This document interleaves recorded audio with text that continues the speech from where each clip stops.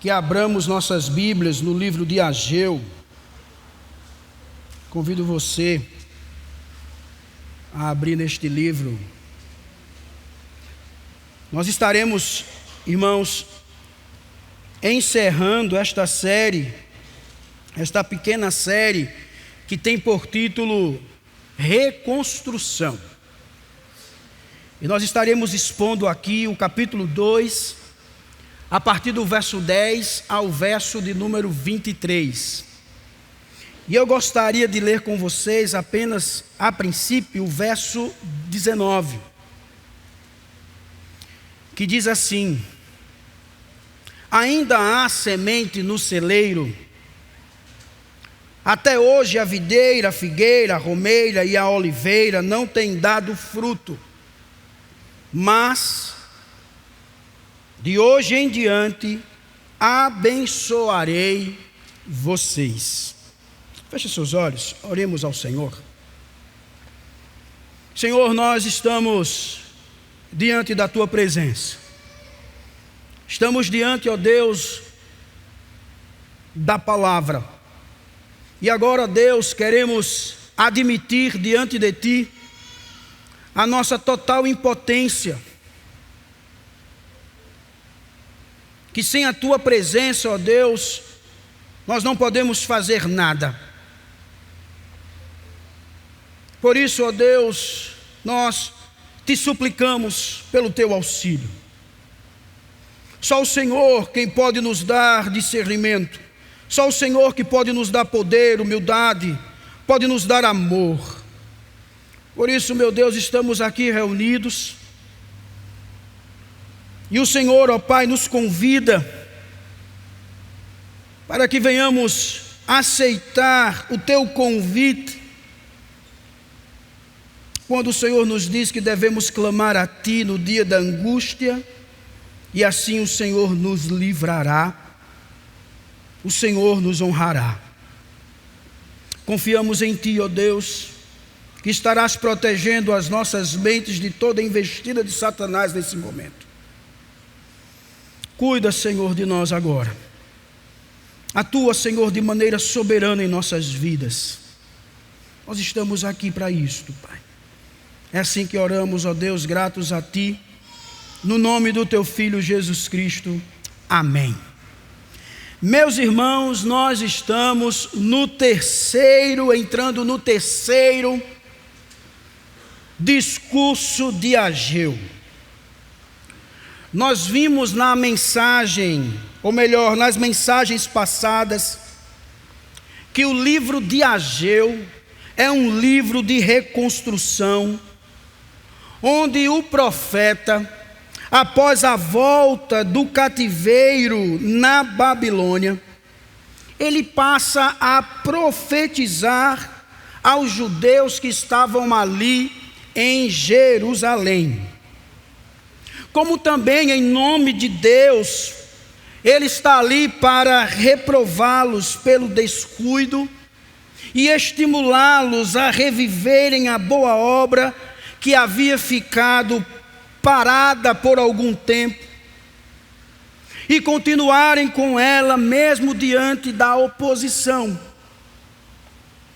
Para que venhamos, irmãos, nos contextualizar melhor, de forma mais específica aqui. O Senhor, Ele tinha chamado o povo ao trabalho, como também a perseverar nesta tarefa. A reconstrução do templo, irmãos, tinha, podemos assim dizer, um significado profundo. Era a restauração da verdadeira adoração de Jerusalém. O profeta Ageu, ele está transmitindo mensagens de incentivo ao povo, para que este povo venha completar o serviço e olhar na direção certa, como também, irmãos, descobrir o que Deus estava querendo ensinar. O que nós iremos conversar hoje aqui, irmãos, é que na reconstrução nós precisamos ser encorajados. E é na reconstrução que Deus, é Ele, somente Ele, quem nos encoraja.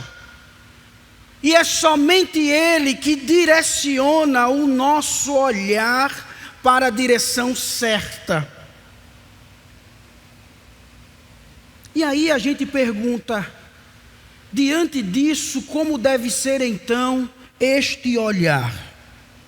Eu gostaria, irmãos, de apresentar as 3 maneiras de olhar nesse processo de reconstrução, baseando-me nesta porção da Escritura. Primeiro, nós veremos que devemos olhar para o nosso interior, para dentro de nós.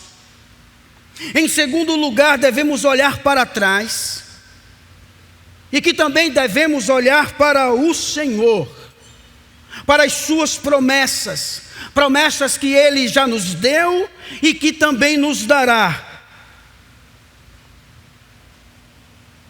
Por isso, irmãos, em primeiro lugar, eu gostaria que você pudesse olhar para o seu interior. Olhe para o interior. Volte seus olhos para o texto. Novamente, Ageu, ele irá nos situar de forma bem clara, bem objetiva. Ele vai nos dizer no verso 10, no 24º dia do 9º mês, no 2º ano do reinado de Dario, a palavra do Senhor veio ao profeta Ageu. Um comentarista, irmãos, nos diz que esta é uma introdução posicional, que ele está trazendo essa mensagem quase 4 meses após o primeiro discurso, e 3 meses após o início da reconstrução, como também 2 meses depois do discurso de encorajamento. E olhando para estas datas, se percebe toda a direção necessária à retomada da edificação do templo. Mas Deus, irmãos, não queria transformação do templo, apenas do templo em Jerusalém. O objetivo era bem maior.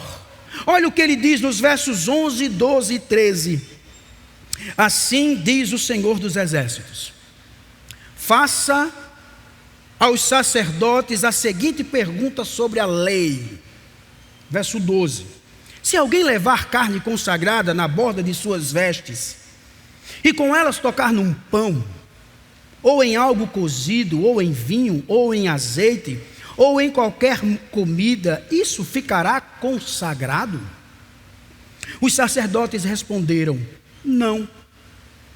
Em seguida perguntou Ageu: se alguém ficar impuro por tocar num cadáver e depois tocar em alguma dessas coisas, ela ficará impura? Sim, responderam os sacerdotes, ficará impura. Meus amados, essas perguntas têm uma clara intenção, que é de repreender e de ensinar.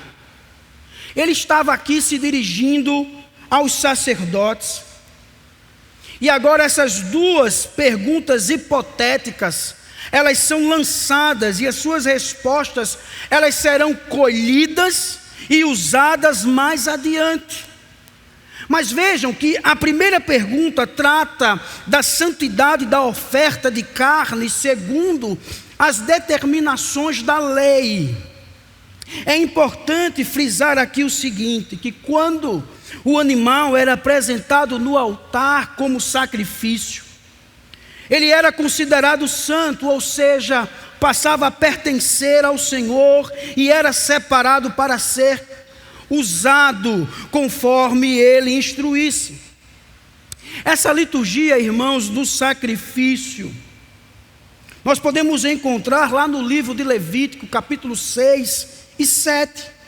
Mas o que precisamos entender é que, nesse caso específico, um comentarista nos diz que, nessa questão da pergunta de Ageu, a carne santificada a borda da roupa, na qual ela tocaria diretamente, e não os outros alimentos citados, o qual o toque não era direto.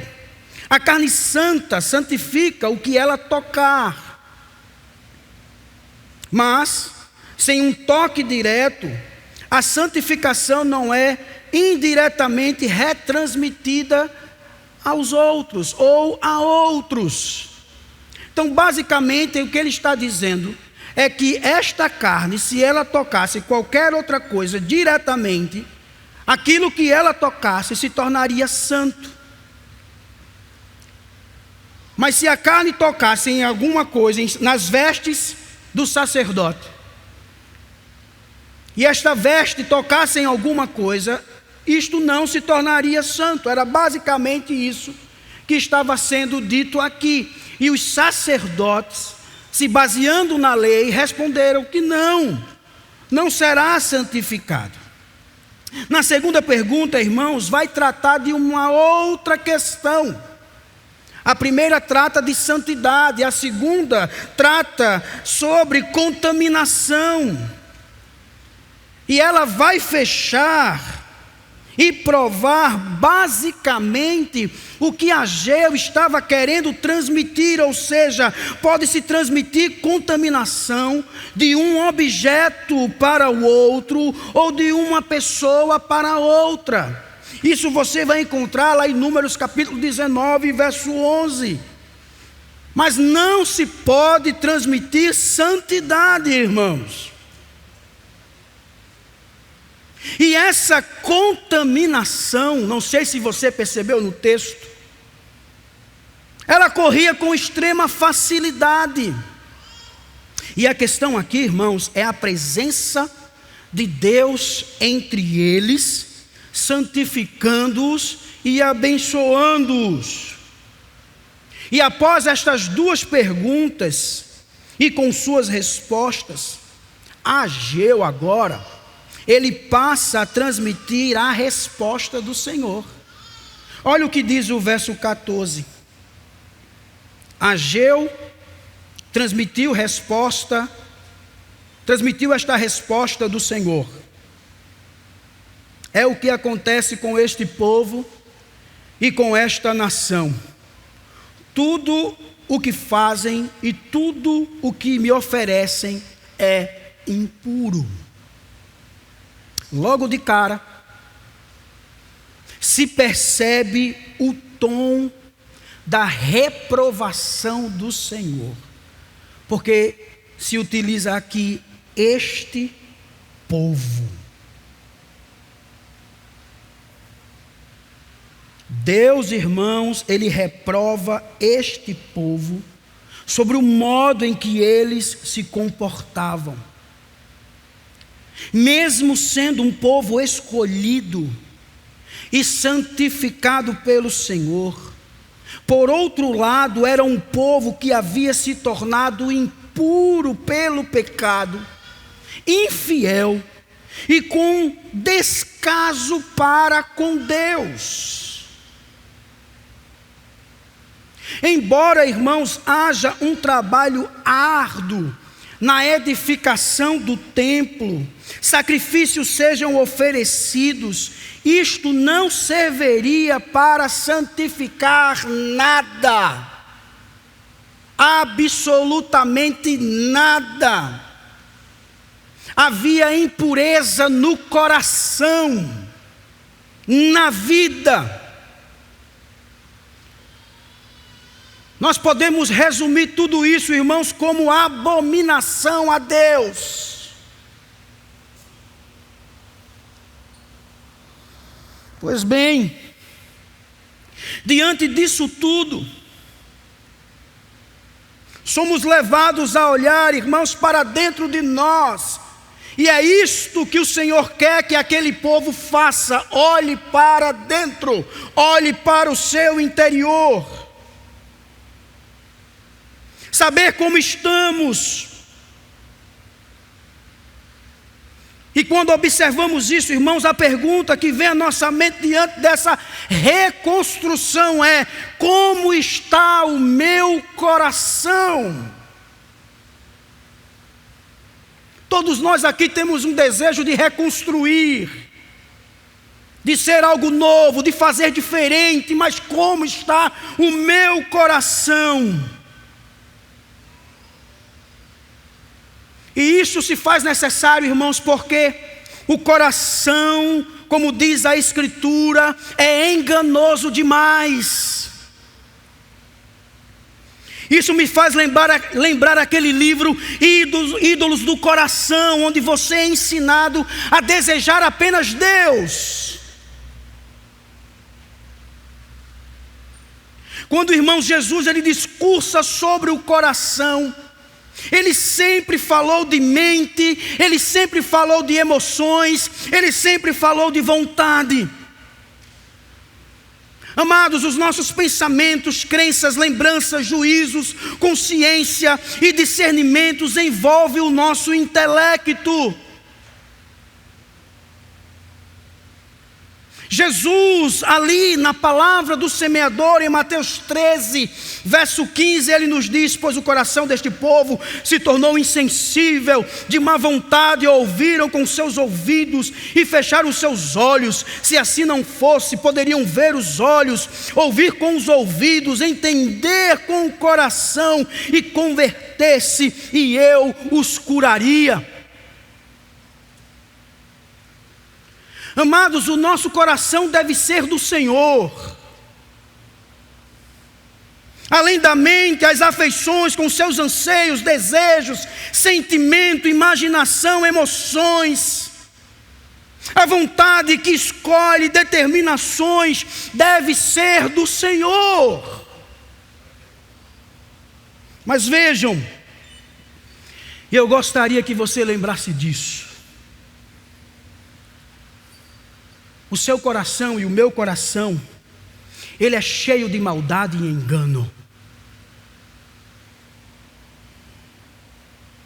Jesus sempre tem ensinado que é nele que está a fonte de todos os nossos pensamentos, palavras e atos pecaminosos. É nele, é neste coração. Eu sei, meu irmão, que é uma luta. Eu passo por isso também.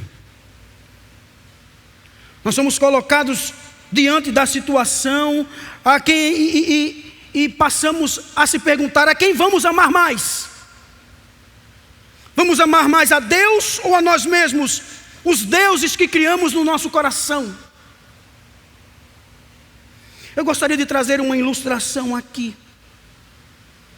É que quando os fariseus, irmãos, iniciaram o movimento para a crucificação de Jesus, eles pensavam que estavam fazendo o correto e que isso era um favor para Deus. Eles pensavam que estavam servindo a Deus. Eles não eram levianos quanto ao pecado. A preocupação era tão grande com isso que se recusaram a entrar no pretório de Pilatos para não correrem o risco de serem contaminados durante a Páscoa. Estes fariseus, eles amavam as saudações das praças, dos lugares de honra, de serem reconhecidos mais do que a Deus. Eles gostavam disso. Mas eles tinham, irmãos, um coração enganoso.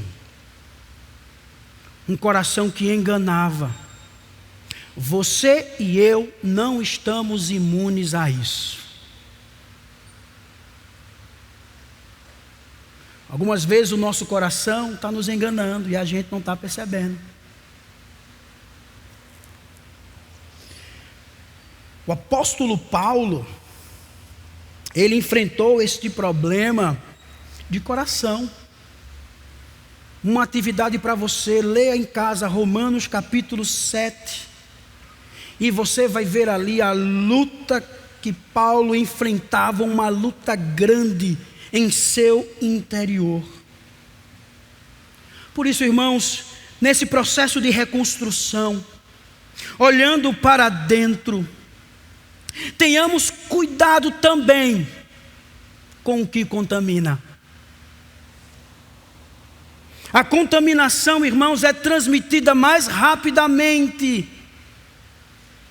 Ela vem de forma sorrateira, como não querendo nada, e de repente, irmãos, você já está envolvido e você está todo contaminado e não percebe, porque ela é sorrateira.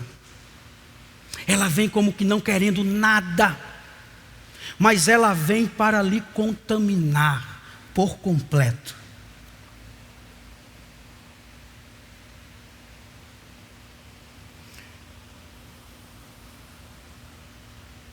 Temos, irmãos, que estar sempre atentos, pois não devemos pensar que o simples fato de vivermos entre homens, que aos nossos olhos são bons,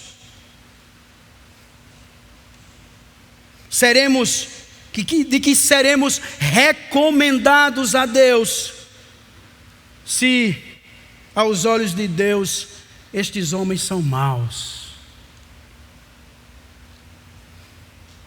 Não pense assim. O envolvimento, irmãos, profundo com eles, sem o propósito de pregar o Evangelho, nos levará a uma vida impura diante de Deus. Não adiantará termos uma devoção a Deus, se as nossas conversas forem ímpias.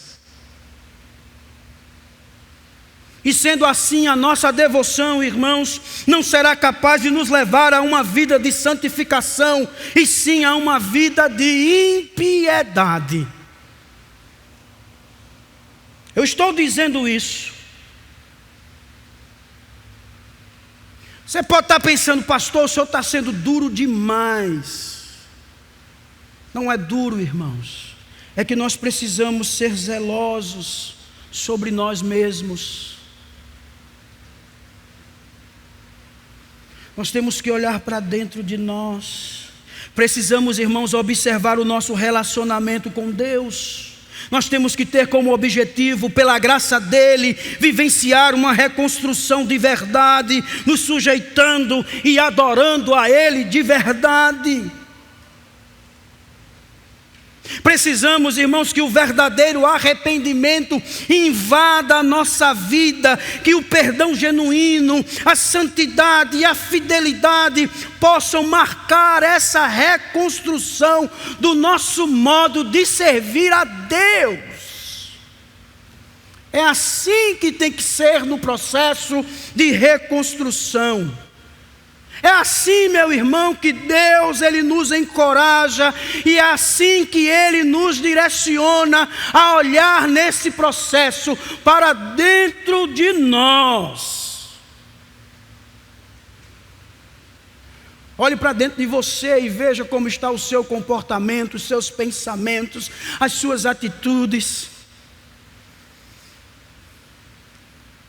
E coloque tudo isso diante do Senhor. Em segundo lugar, irmãos, nós devemos olhar para trás. Além de sermos encorajados a olharmos para dentro,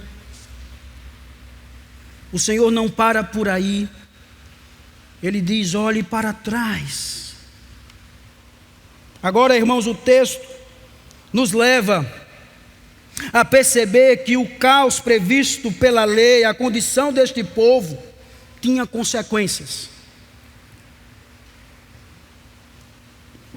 Como diz um comentarista, os judeus não estavam obedecendo às estipulações da aliança, de modo que Deus não podia abençoá-los conforme havia prometido. Vejamos o verso 15, olha o que ele diz: agora prestem atenção. De hoje em diante, reconsiderem.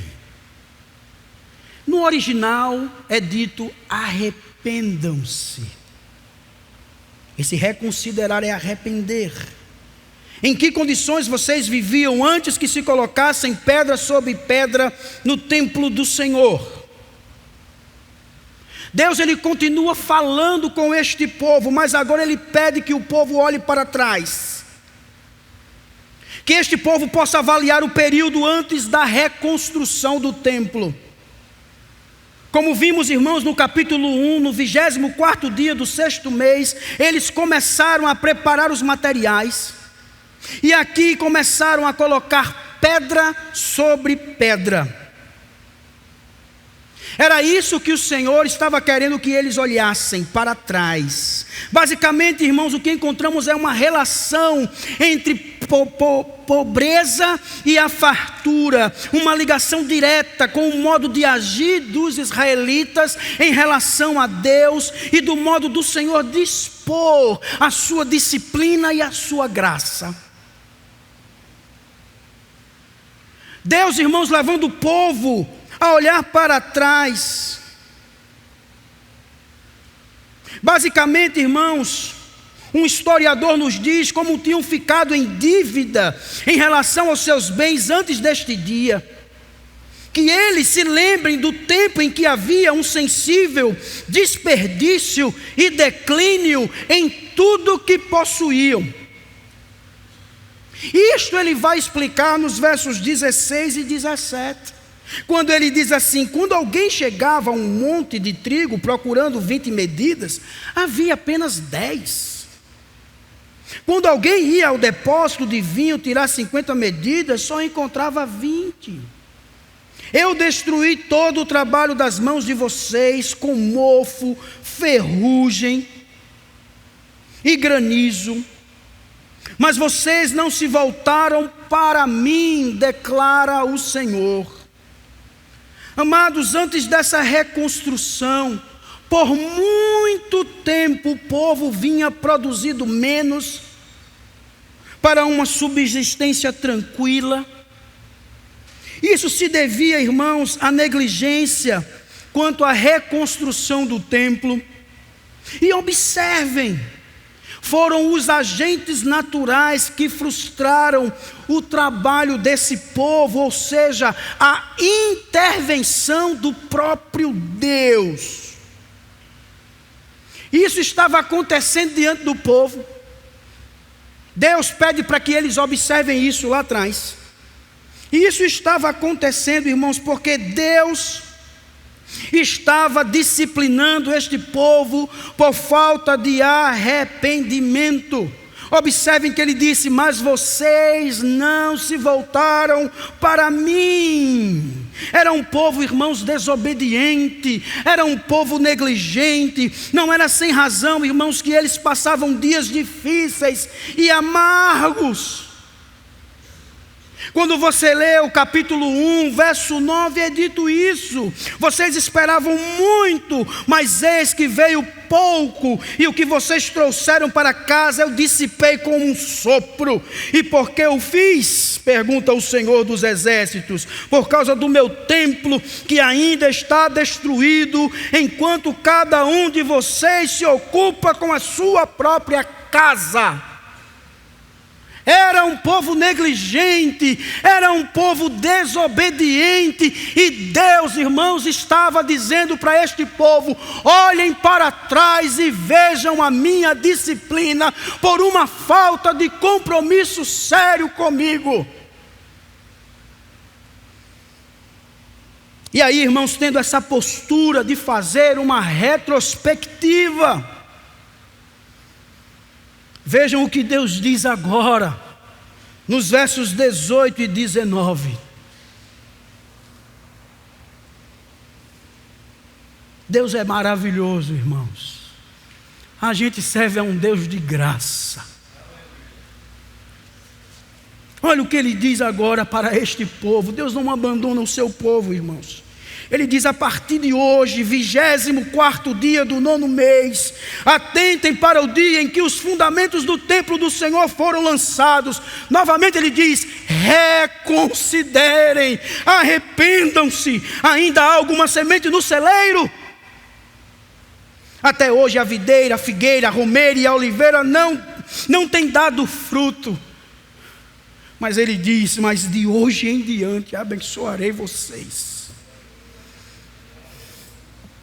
Oh, irmãos, antes de tudo, para nos situarmos diante dessas novas informações, observem quando ele diz: atentem para o dia em que os fundamentos do templo do Senhor foram lançados.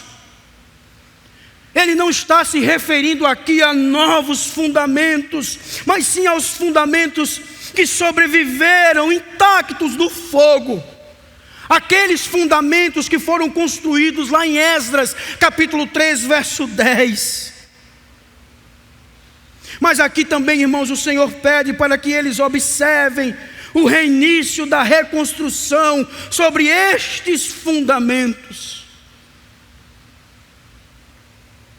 E após essa observação, vem uma análise muito clara em forma de pergunta retórica. Praticamente, irmãos, o povo já tinha investido tudo, e não tinha obtido retorno. E diante disso, irmãos, o Senhor fala para eles que a situação irá mudar, que será diferente. Há aqui, irmãos, provavelmente mudanças de relacionamento com Deus. Mudanças estas marcadas por arrependimento e obediência. É a graça de Deus, irmãos, sendo manifestada na vida deste povo neste processo de reconstrução. É preciso que você faça essa retrospectiva. Você já parou para pensar nisso? Você está entendendo que essa reconstrução precisa de uma atitude de reflexão sobre o seu relacionamento com Deus? Que uma perda no decorrer da jornada, de uma quebra de relacionamento com Ele, e consequentemente uma falta de arrependimento, você pode estar vivendo uma vida debaixo da disciplina do Senhor. É preciso, irmãos, que venhamos praticar o que a Bíblia nos orienta. E o que ela nos orienta? Ela nos diz: lembra-te de onde caiu, arrependa-se.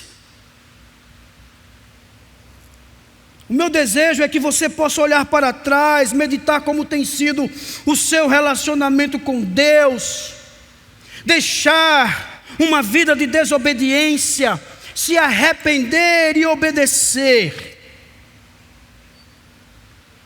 Que você possa olhar para trás, não de todo jeito, não de qualquer jeito, mas que você olhe para trás com a Bíblia na mão. Submeta a sua vida a uma avaliação bíblica. Seja qual for a decisão, irmãos, que vocês venham tomar, pare, pense. O que Deus diz em sua palavra sobre isso? Eu estarei fazendo certo? Estou agindo no Espírito ou não? Quais os resultados virão após minha decisão? Lembre-se, o prazer do pecado é breve, meu irmão, em comparação com os seus efeitos. Olhe para trás, submetendo a sua vida a uma avaliação bíblica. Estou caminhando, estou andando, estou vivendo de acordo com a palavra de Deus. Eu tenho feito isso. Faça isso com uma confrontação direta. Entenda uma coisa, meu irmão. A confissão verdadeira, sincera de coração, traz consolo e conforto da parte de Deus. Tenha por certo que Deus pode lhe mudar, que Deus pode lhe purificar, Ele jamais desprezará, como diz a sua palavra, um coração quebrantado e contrito. Deus, irmãos, Ele é juiz, Ele é rei, mas não pense que Ele é somente isso. Ele é Pai que ama, a sua misericórdia é maior do que o seu pecado. Se for até Ele com um coração quebrantado, saiba de uma coisa: Ele não desprezará, jamais. Ele não desprezará jamais. Que nessa manhã, meu irmão, olhando para trás, para os pecados cometidos e arrastados até hoje, você possa olhar para a cruz e ver os braços de Deus abertos para alcançá-lo. Diante disto, confesse seu pecado, ouça a garantia que o Evangelho traz, porque Ele pode dizer a você nessa reconstrução: de hoje em diante, abençoarei você. Aqueles irmãos que foram abençoados por Deus, que sabem quais são os frutos que fluem das bênçãos de Deus, sabem que não podem desejar nada mais para serem felizes, nada. Tenha certeza de que quando você passar a tomar consciência do seu dever para com Deus, tenha por certo, pode esperar sua bênção. Você será abençoado por Ele. Tenha certeza disso, é promessa dEle. Saia daqui dizendo: eu preciso colocar as coisas em ordem, preciso colocar Deus em primeiro lugar, pois do resto Ele cuida.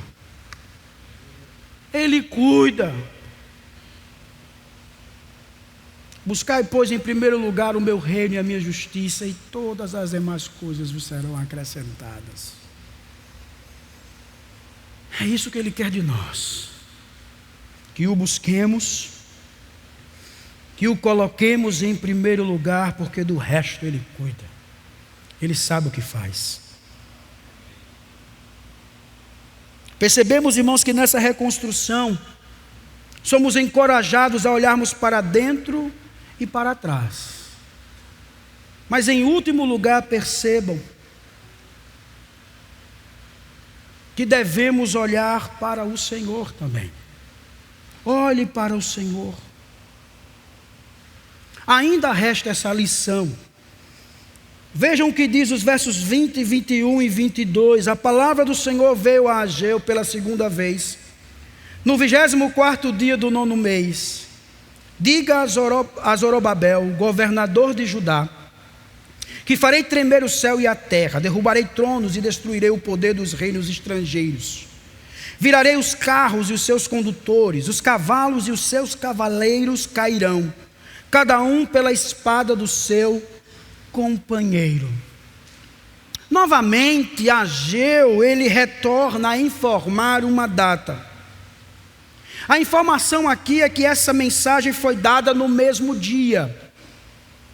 Encontramos aqui o mesmo propósito e aplicação diante do povo, cuja responsabilidade era grande e a participação no plano de Deus era muito importante. Aqui você encontra as bênçãos futuras que só Ele poderia dar, a serem promovidas pelo Messias, tanto para eles como em todo o mundo.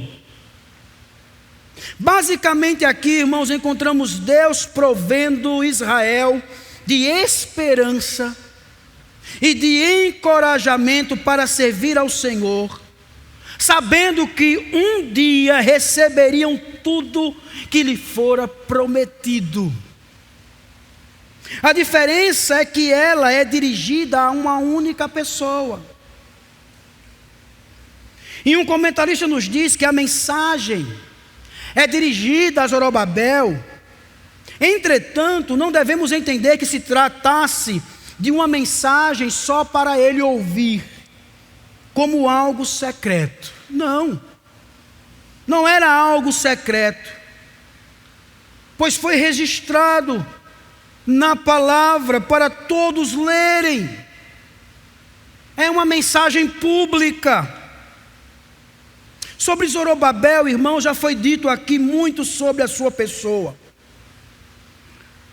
Ele era da linhagem de Davi, ele era um governador humilde, que lutava para completar a construção do templo. Mas a mensagem, como já foi dito, foi de encorajamento e foi de esperança. Mesmo as nações sendo as mais fortes, com seus grandes exércitos, o Senhor estaria cuidando do seu povo. Olha o que diz o verso 23. Naquele dia, declara o Senhor dos Exércitos, eu tomarei meu servo, Zorobabel, filho de Sealtiel, declara o Senhor, e farei de você um anel de selá, porque eu tenho escolhido, declara o Senhor dos Exércitos.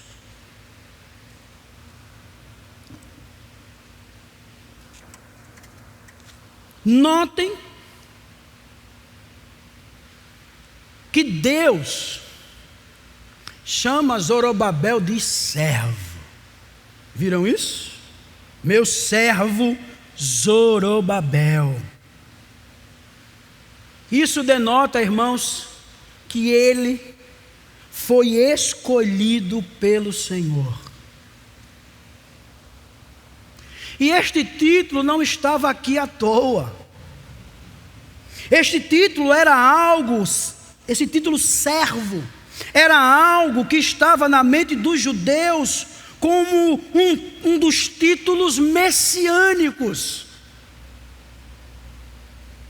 Não era uma questão, irmãos, de estilo literário.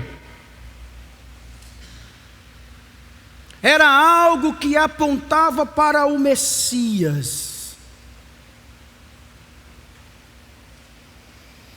Percebam também a expressão aqui, naquele dia. Um comentarista nos diz que os eventos preditos não se cumpriram nos dias de Zorobabel.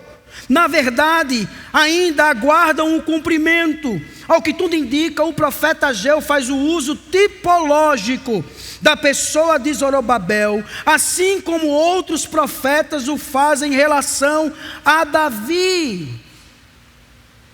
Nós vimos, irmãos, que Zorobabel era descendente de Davi e também faz parte da linhagem de Jesus.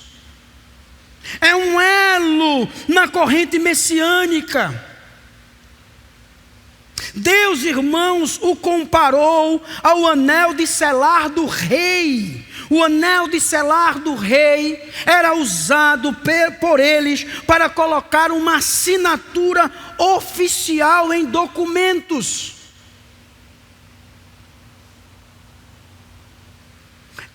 Esse anel de selar era tão importante que o rei andava com ele em seu dedo.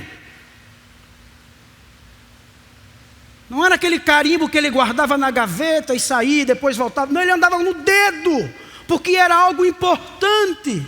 Era a sua assinatura. Era a garantia de que o rei cumpriria a sua promessa. E o que estava inserido no documento, irmãos, ele estava dando garantias. E Deus faz assim com Zorobabel.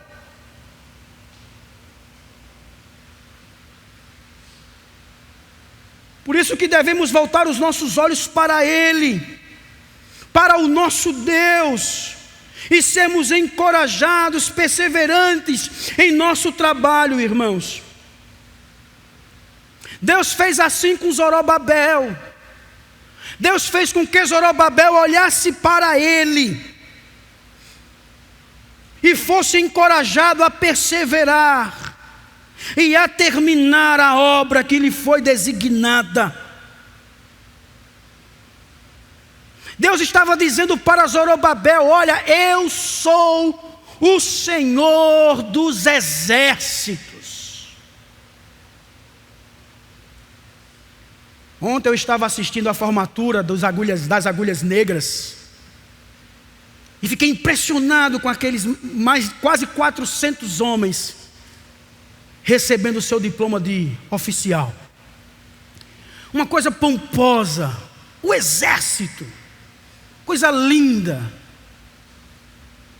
Os generais que falavam ali falavam da grandeza dos militares, do exército, do poder. E eu pensava com isso: Deus, Ele é maior do que esse exército. Ele é o Senhor dos exércitos. Nada disso se compara a Ele. Por isso, meu irmão, olhe para o Senhor. É a atitude mais acertada que você pode ter nesse processo de reconstrução. Não importa a situação que você esteja passando, não importa. Olhe para Ele. Por quê? Porque Ele é um Deus de promessa.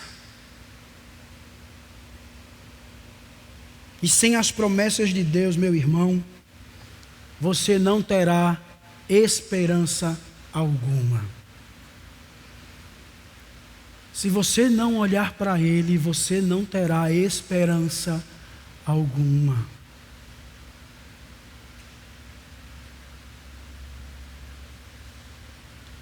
Não importa o governo que saia ou o governo que entre.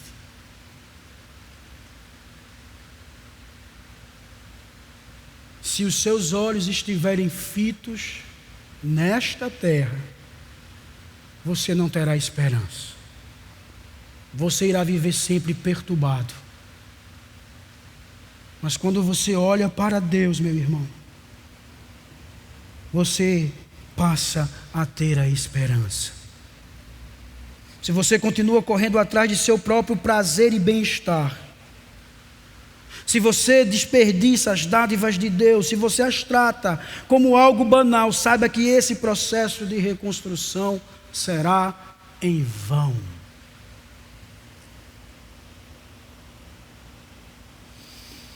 É nesse processo, irmãos, olhando para Ele, que nós saberemos que servimos a um Deus que cumpre com suas promessas. É nesse processo de reconstrução, olhando para Ele, que veremos mais nitidamente que Ele é soberano e que Ele cuida do seu povo, que Ele cuida dos seus filhos. Nós temos que viver, irmãos, o Salmo 20, verso 7. Alguns confiam em carros e outros em cavalos, mas nós confiamos no nome do Senhor, o nosso Deus. Todos os inimigos da igreja, irmãos, serão destruídos. Todos aqueles que não se arrependerem para lhe dar glória serão destruídos. A vitória de Cristo é certa sobre os poderes das trevas. A derrubada por Ele do trono de Satanás, este trono de reinos, o trono do Deus deste mundo, todo domínio, principados e potestades em oposição, serão destruídos por Ele. Ele é o Senhor dos exércitos. Meus irmãos, esta promessa tem um referencial especial a Cristo, que descendeu diretamente de Zorobabel, que é o único edificador do templo do Evangelho, Jesus Cristo, meu irmão, é o servo do Pai na obra da redenção. Ele se mostra fiel como filho. Quando lemos Isaías capítulo 40, verso 1 e 2, observamos isso. Quando vamos para 1 Pedro capítulo 2, verso 4, observamos ali que ele é reconhecido como eleito de Deus Pai. Observamos que ele é a cabeça do remanescente escolhido. Jesus Cristo, meu irmão, é o selo do anel da mão direita de Deus. É Ele quem selou com o seu Filho, e a sua promessa se cumpriu, e muitas outras se cumprirá, especialmente aquela que Ele diz que voltará e buscará a sua igreja, você e eu. Por quê? Porque, irmãos, todo o poder lhe é entregue e é concedido às pessoas através dele. É por ele, por este selo, Jesus, que o Evangelho é firmado e aprovado. É nele que todas as promessas de Deus são sim e são amém. Ele mesmo, Jesus, disse que se deve confiar nele, está lá em João 14. Meu irmão, Jesus, ele veio, cumpriu com a missão aqui na terra, mas há uma outra promessa, que ele voltará para buscar a sua igreja. Não importa se será hoje ou daqui a 1000 anos, o que se precisa fazer é olhar para ele somente neste processo de reconstrução.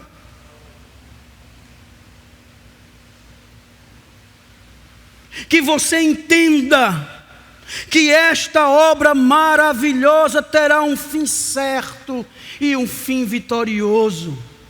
Por isso que a Bíblia nos diz que nós somos mais vencedores em Cristo Jesus. Somos mais do que vencedores em Cristo Jesus. Queria concluir, irmãos, dizendo que 3 palavras devem estar presentes e que torne você disposto a reconstruir. Tenha coragem, tenha fidelidade e esperança. Perceba uma coisa, meu irmão: este trabalho de reconstrução não será em vão. Que possamos estar sempre ao lado do Senhor. De hoje em diante, nesse processo de reconstrução, Ele nos diz: abençoarei vocês. A minha oração é que nós sejamos abençoados por Ele. Esta é uma promessa dele, e se cumprirá na vida daquele que busca uma reconstrução verdadeira. Feche seus olhos, curve a sua cabeça. Diante de tudo que você ouviu, coloque a sua vida diante do Senhor e diga: Deus, que nesse processo de reconstrução, o Senhor me dê força e graça, coragem, para olhar para o meu interior, ver como eu estou diante de Ti, que eu olhe para trás, para o meu comportamento, mas que eu olhe também somente para Ti, pois só o Senhor é que pode me dar esta esperança de que a reconstrução da minha vida não será em vão.